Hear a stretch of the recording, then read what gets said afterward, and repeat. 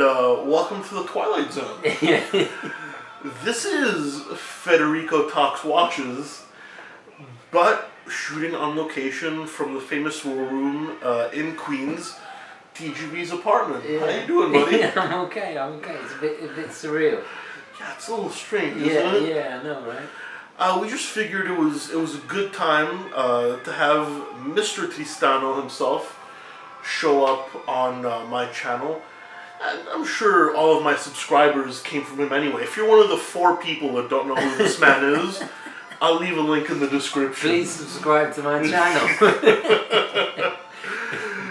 Anyway, Tristano, I figured we'd play a little game today. Okay. You guys know one of the series are on my channel, and it's been pretty successful, and that is the alternative series, Right. where I say something like Speedmaster, and I come up with alternatives. Now, Mr. TGV has another very similar series called Affordable Alternatives, right? Right.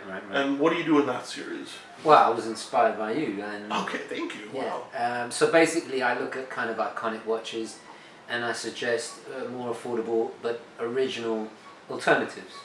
Okay. Well, seeing as we're in the Twilight Zone, Right. and things are all mixed up right now, Right. I thought we'd play a little game, which is luxury alternatives. Luxury alternatives. Okay. So I want you to give me 4 or 5 of your favorite sub-$1,000 watches, Right. and I'll tell you off the top of my head, this has not been researched, what I think would be the luxury alternative. So maybe you guys own one of these pieces now, you just got into collecting, and you want to step it up, this might be an interesting list. Cool. Or it might be a failure. Cool. We'll see, right? Either way, it's going to be entertaining. So. Alright, give me your worst, man. All right. Okay. We'll start with an easy one. And it's got to be the SKX, the humble Seiko SKX. That is easy, and Okay. it's very spiteful and hurtful Right. that you would bring that one up. Okay. Because my luxury alternative is the Rolex Pepsi Bezel Right. GMT. As you guys may know, I recently sold Mr. TGV my GMT, and the SKX has been keeping me rather happy in the meantime. Good. I'm glad. Killer watch, but yeah, I'd say the Rolex. So it's provided you that kind of feeling, because obviously the Pepsi's a GMT, the Seiko's a diver, but it still gives you that kind of feeling. It does, because yes, the Seiko's 42 and the GMT's 40, but similar color on the bezel, obviously, and I still have the stock Jubilee on the SKX. Right. So yeah, listen, it's not perfect, but it gives me that feeling. Yeah. It gives me that feeling. It's keeping me happy. Cool. For right now. Cool. Shall I give you another one then? One more. Let's Okay. do it. I'm actually wearing it, and that is the Squale 1521. Oh man. That is a little bit harder because it's quite different. It's quite unique, right? Yeah. Let's see, guys. Okay, you came out of left field. I'll come out of left field. The Girard-Perregaux Seahawk. Seahawk, right. Not one of their well-known lines. I don't know that one. Well, I'll put a picture right up there in the middle. I'll move that. Similar case shape. It's also got an orange hand. Oh, really? Or they tend to. In-house movement. And since it's a rather underappreciated brand, and it's the most underappreciated collection in the underappreciated brand, couple thousand. Oh, really? You can get. I really like Girard-Perregaux. I think they got some really nice dress watches. They do. They've just got marketing issues in the US. But solid piece. Girard-Perregaux, if you're watching, please send me an email. We'll leave it in the description. Or Federico, whichever. My show, send me an email. Yeah, send him an email, sorry. Okay. Alright, so yeah, the Seahawk. But that's a tough one. Yeah. Okay, next one. Oh, this is really gonna... Actually, I don't know. I used to own this, guys, so I don't have it to show you, but the hugely iconic Hamilton Khaki King automatic. I love that watch, man. Yeah, me too. Where else are you gonna get a Swiss 2824 base? What is it, under $300? It's about that. Yeah. Quality piece. Also worn in the show house. I love the show house. Oh, right. Hugh Laurie. Hugh Laurie. Yeah. I know him from. Well, he was in Blackadder. Yes, yeah, he was. Yes. Yeah. I know that from my time when I used to live in the UK. Right. I love that show. So we've got a field watch. Here's the thing. I'm gonna break the rules a little bit. Okay. Nowadays, not many luxury companies make a field watch.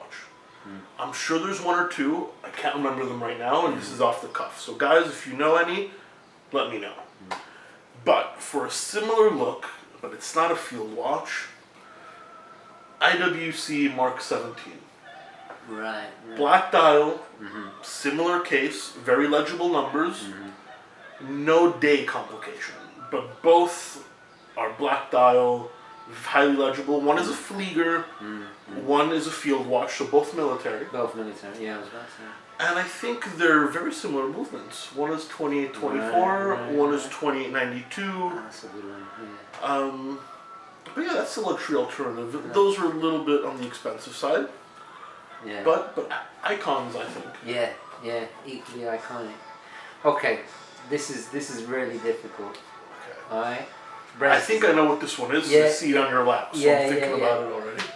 The Casio Skywalker. There we go. So our recent purchase. It's a quite a different look. I don't know if you can see that, but barely. But it's alright with this camera. Yeah. So we're going digital. Digital. Which is funny you said this. Ironically, in your last video, or actually, no, because that video hasn't come out yet. So in tomorrow's video, Yeah, tomorrow. I mentioned that Breitling is the king of luxury digital or anti-digital. Yeah. So I'm gonna go Breitling. Right. You could go emergency, but Yeah. it's a little different. Yeah. Airwolf. Right. Titanium case. Nice. Very light. Right. It's got double digital displays, just like the Casio. And it's an aviation watch. It's an aviation watch, Yeah. and it's, it's. Did I mention it was titanium? Yeah. Yeah, so it's very light. That's a tough one because, honestly, if you want to go purely digital, you want to go, if you want to cut out all the analog watches, then the only real luxury makers are Casio. I'm talking like the high-end edifice stuff. Right. And that's not really even, we're talking $400. They've got a couple models in the 1,000 range, Have they? don't they? I could be wrong, but Okay. we got to look this up now. Yeah. I think I'm definitely going to I know they just came out with like a crazy one. It was on Hodinkee. It was like $6,000. Oh, really? That's probably what you're talking But about. it was like handmade in Japan. Like wow, the case had like a strange finishing on it. I've got to say, I've said this before about the edifice, because I owned one and it was about 100 and something bucks. This thing could give you, it was an anti-digi, and it gave you a 1/10 of a second, and it had this system in it where if you bashed it and the hands went out of place, it would readjust and figure out how to realign the hands. That's so strange. And we're talking about 120 bucks, right? It's crazy. Yeah, it's crazy. it is pretty crazy. Yeah.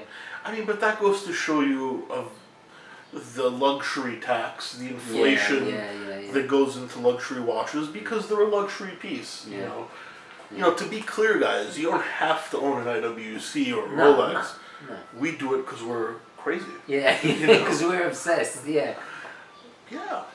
All right. Well, that was a little tougher. Do we have one more, maybe? No, that's all I got. That is all I got. Under 1,000. Let's see if I can name something off the top of my head. Actually, it's not under 1,000, but maybe one of the Sinn. Oh, tough. Yeah, that would be tough, right? Which one? I think it's about 1,200. The Sinn 104. I know. You used to own that one. I used to own that one. Yeah. That is tough. Yeah. Because we're talking Flieger with a rotating bezel, but no chrono. correct? Right. Yeah. So the Navitimer's out. Yeah. Most Breitlings are out, actually, because like this, what is it called? The Sea Timer? No, that's Cartier. Yeah, actually, some of the you could say maybe the Colt because it has that bezel. You could say the Colt. Yeah. Even though aesthetically it's. But modern Colts are quartz. Right. Man, that's really tough. Yeah. An aviation watch with a rotating bezel. Yeah. That's really tough. Yeah. But that's why Sinn are so good. I'm sure there's one out there. Yeah. It's just there's no like usual suspects. Right. You're cheating anyway. Sinn's luxury brand. He loses. Oh, you consider them luxury? I consider them on the cusp. Yeah. I'll tell you what. I consider them more luxury than Longines. Certainly quality-wise. Absolutely. Yeah. I mean, Sinn, maybe they don't... The one big difference between Longines and Sinn is you can only buy Sinn online in the US. So they're not marketed as a luxury brand, but I certainly consider them a luxury product. Yeah. And, great bang per buck. I said in the review of the Sinn when I had it that the quality was comparable to an Omega and something like that. I mean, really, it was beautifully made. Absolutely. And it was $1,200. I'm going to own one at some point as well. You should. I always say that, though. Yeah. Anyway, I want to buy one off the back. But anyway. I've got the battery warning light going on. Oh no. So, I guess, guys, listen, thank you so much for sticking around for Federico Talks Watches. This is my good friend Tristano. If by any chance you have no idea who this man is, which I highly doubt, you should subscribe to his channel, the Urban Gentry. Please do, I need the support. I'll put a link down below. And please like this video if you find it entertaining. And subscribe to me, Federico, for more content, guys. Tristano, it's a pleasure to have you appear on my channel. Pleasure. Thank you, guys, and I'll see you in the next one. Ciao. Take care.